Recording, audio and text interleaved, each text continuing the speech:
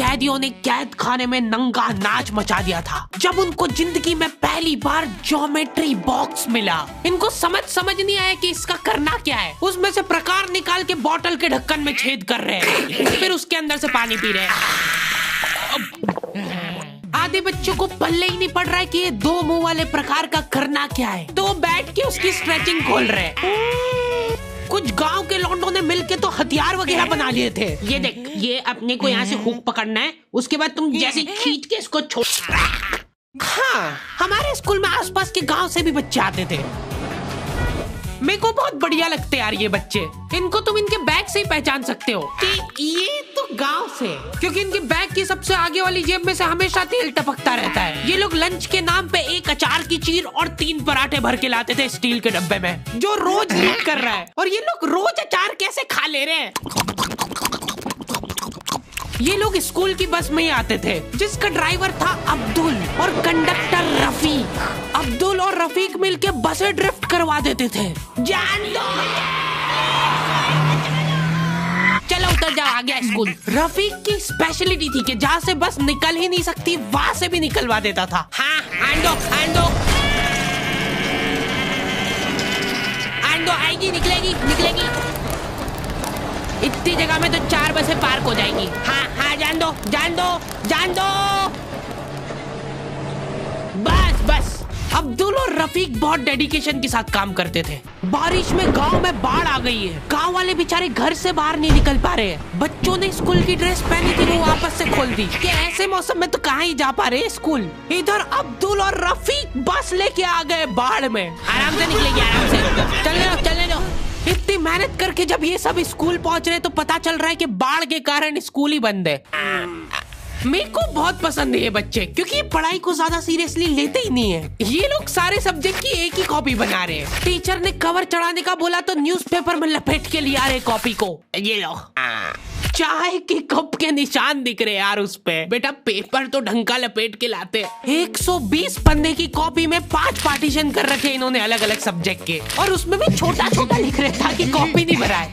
और ऐसा नहीं है कि इनके पास पैसे नहीं है कॉपी लाने के। इनके गांव में इनकी इतनी जमीन है ना कि ये लोग जमीन बेच के आखा स्कूल खरीद सकते हैं। वो अलग बात है कि इनको इनकी जमीन का हिस्सा अभी तक मिला नहीं है, क्योंकि चाचा और पापा के बीच में घनघोर मनमुटाव है। दोनों को ऐसा लगता है कि इसने मेरे को धोखा दिया है।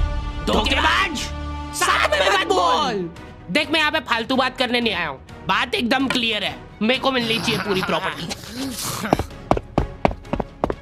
अच्छा ठीक है, सबसे पहले से तू औकात में रहे। तू रहे औकात में। अरे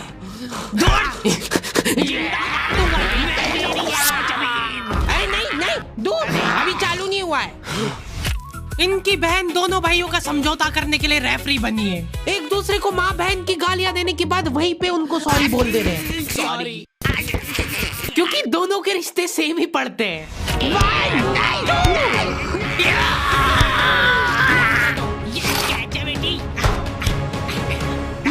जीत गया। ये देख कोर्ट कचहरी में मिलेंगे अब। तो अभी तक वो केस चल रहा है और वो चलता ही रहेगा जब तक पापा या चाचा में से कोई मर नहीं जाता।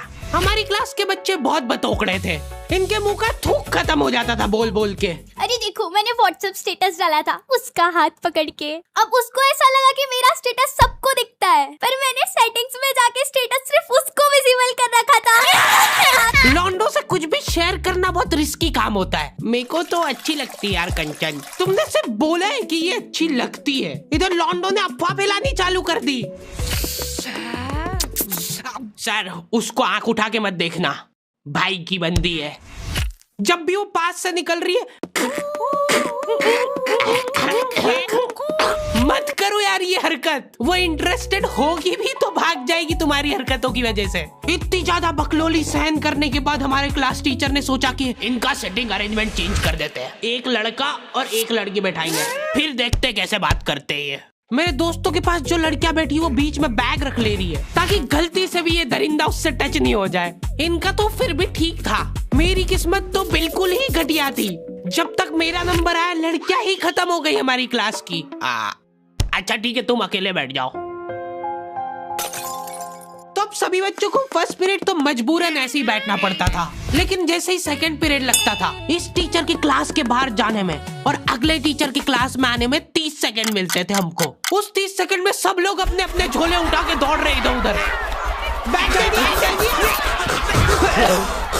जैसे ही अगला टीचर क्लास में आया, बेटा तुम सब हाफ क्यों रहे हो, तो सेकंड पीरियड में सब अपने दोस्तों के पास पहुंच जाते थे। लेकिन लड़कियों को उतनी भी सब्र नहीं है, उनको फर्स्ट पीरियड में भी बात करना है। व्हाट्सएप स्टेटस जो था वो सिर्फ उसको दिखा। क्लास के इस कोने से उस कोने तक इशारों में बातें हो रही है इनकी। लिप सिंक पढ़ ले रही है लड़कियां इतनी दूर से। यहाँ लौंडो को चिल्ला चिल्ला के बताने के बाद भी समझ नहीं आती आधी चीजें। अरे तो तुम इसकी कॉपी नानी के यहाँ क्यों लेके गए थे? सर वो मेरे को लगा मैं वहां जाके पढ़ाई करूंगा। इनसे घर में, स्कूल में, कोचिंग में कई पढ़ाई नहीं हो रही है और 4 दिन के लिए कहीं घूमने जा रहे तो उसमें बैग में कॉपियां भर ले रहे कि अब होगी पढ़ाई।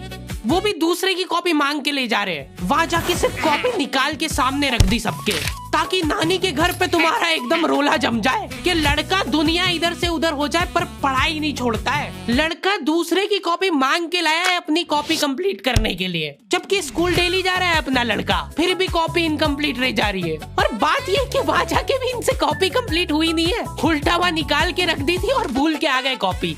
और तुम्हारी लीव तो 3 दिन की थी, तुम 5 दिन बाद क्यों आए मुंह उठा के? सर हम लोग तीसरे दिन पे निकल गए थे वहां से और हम जैसे ही ऑटो रिक्शा में बैठे नानी जी ने रोना चालू कर दिया।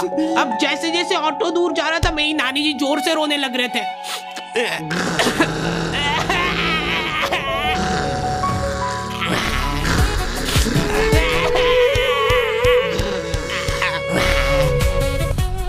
एक पूरा दिन तो इसमें हो गया सर हमारा। फिर अगले दिन मम्मी ने उतर के नानी जी को समझाया, रो मत मम्मी, ऐसे रो मत, मत रो। उन्होंने रोते रोते समझाया कि मत रो। आधा दिन ये चला, फिर आधे दिन ऑटो वाले ने वापस से मजे लिए।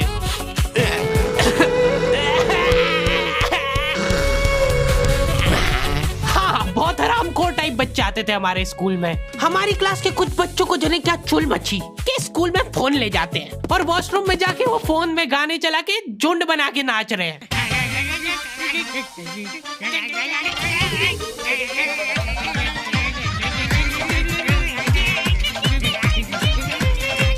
उधर साइड में लाइन डिस्टर्ब हो गई यार उन बच्चों की जो कांच में बाल बनाने के लिए लगी है। वॉशरूम में मूतने से ज्यादा लंबी लाइन बाल जमाने के लिए लगी होती थी। और तुम गौर से देखोगे इनको तो पता चलेगा कि सब लोग सेम ही चीज कर रहे हैं। बाल गीले करके अपनी जेब से कंघा निकाल रहे गोल वाला, उसके अंदर 2 उंगली फंसा रहे और फिर बाल खड़े कर रहे हैं। और बाहर निकलते से सारे टीचरों ने घेर रखा है इनको, क्योंकि इतने जोर जोर से गाने बजा के नाच रहे थे ये लोग। किसके पास है फोन जल्दी से बता दो। मैम ऐसा कुछ नहीं, हम तो मुंह से गा रहे थे, किसी से भी पूछ। मैम इसके पास ही है फोन, हमको छोड़ दो, हम तो सिर्फ बाल जमा रहे थे। तुम कुछ कांड करते हुए पकड़ा जाते हो तो तुम्हारा दिमाग चलना ही बंद हो जाता है एकदम। इनसे पूछ रहे कि बताओ बेटा क्यों लाए तुम स्कूल में फोन? मैम वो यूट्यूब से पढ़ाई करने के लिए। स्कूल में?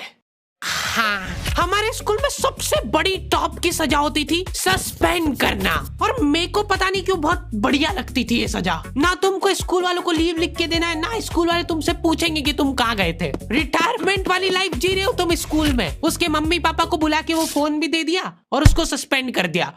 अब वो बच्चा घर पे बैठ के आराम से फोन चलाता है और अपना जीवन खुशी खुशी बिताता है। उसके घर में सिर्फ 2 ही रिटायर्ड लोग हैं, एक उसके दादाजी और दूसरा वो।